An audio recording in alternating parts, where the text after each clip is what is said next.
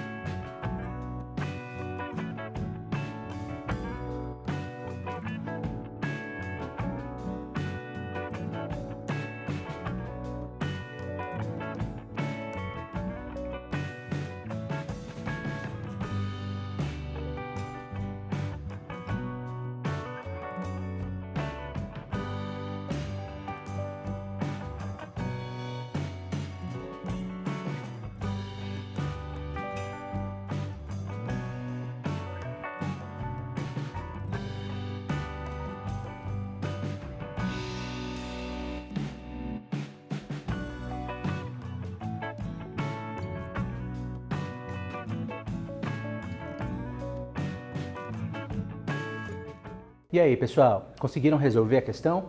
Bom, vamos verificar se vocês acertaram então.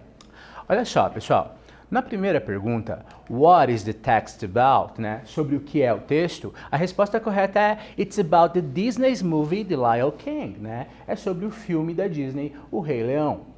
Na segunda pergunta, quando, né, somos questionados sobre when was the movie released, quando o filme foi lançado, a resposta correta para essa questão é it was released in 1994, ou simplesmente in 1994, né? Foi lançado em 1994 ou apenas em 1994, como vocês preferirem responder. Para a terceira questão, pessoal, temos The Lion King is based in which stories, né? Então, de acordo com o texto, o filme Rei Leão é baseado em quais histórias, né? O filme é baseado, então, nas histórias de José, né, e Moisés na Bíblia, né, e na história de Shakespeare, Hamlet, né, gente? Então, it is based on Joseph and Moses Bible stories and in Shakespeare's Hamlet, né? Então, você vê elementos dessas histórias aí na história do Rei Leão, né? E a quarta questão, what record does the movie still hold, né? Que recorde o filme ainda detém, né? Então, The Lion King still holds the record as the highest grossing traditionally animated film in history, né? Então, o Rei Leão ainda detém o recorde de filme com maior arrecadação, né, de renda mesmo de histórias animadas na história, né, do cinema. Então, seriam essas respostas aí. Galera, então olha só, quero chamar atenção para um trecho do texto que foi escrito então em discurso indireto, né? Então a gente vai falar agora sobre discurso direto e discurso indireto.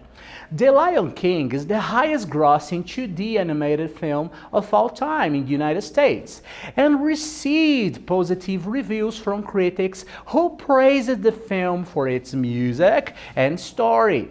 Então, olha só, pessoal, nesse trecho é dito que o Rei Leão, né, é o filme de 2D, né, de maior arrecadação, né, o filme animado em 2D de maior arrecadação de todos os tempos nos Estados Unidos e recebeu críticas, né, positivas dos críticos, né, que elogiaram o filme por sua música e história. Olha só, essa frase em vermelho, ela está escrita ali no discurso indireto. Mas o que é discurso indireto mesmo? Bem, pessoal, para exemplificar bem, temos aqui, né? No discurso direto, uma pessoa diria I'm going to the party tonight. Eu vou para a festa hoje à noite. No discurso indireto, quando outra pessoa fosse contar ainda para uma terceira o que a primeira pessoa disse, você teria He said he was going to the party that night. Então perceba, quando eu vou dizer o que uma outra pessoa disse para uma terceira pessoa, eu tenho que alterar algumas coisas na frase, né? Ele disse que ele estava indo para a festa naquela noite. Então, olha só. Ele disse o que era presente e vira passado. He was going, né? Ele estava indo. I am going. Percebam a mudança nos tempos verbais aqui, gente. E a referência temporal também. Tonight, hoje à noite, na frase em discurso indireto, se transforma em that night, porque nós estamos falando desse evento que já ocorreu no passado. É a nossa referência, né? Então, para a frase que aparece no texto, provavelmente, né, os críticos disseram algo como Oh, Lion King is an excellent movie regarding music and story, né? Ah, O Rei Leão é um excelente filme com relação à sua música e história. E aí, esse trecho foi dito dessa maneira no texto aqui, né? Who praised the film for its music and story? Ou seja, o narrador do texto transformou o discurso do Rei Leão, né, dos críticos do Rei Leão né, em algo com as suas próprias palavras. Ele disse com as palavras dele o que foi dito aí, né, pelos críticos do filme. Tá?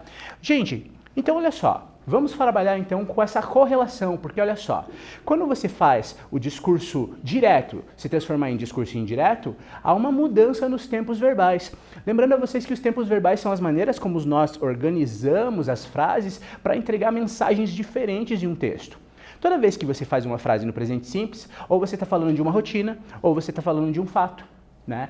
E se você está falando de uma rotina ou de um fato, quando você faz o discurso indireto, né, do presente simples, ele se transforma em passado simples. Então, o simple present se transforma em simple past. porque aí você está narrando um evento que aconteceu, né? Os eventos que ocorrem no present continuous se tornam past continuous. No simple past, você pode utilizar o simple past ou past perfect, né? Present perfect vira past perfect, né?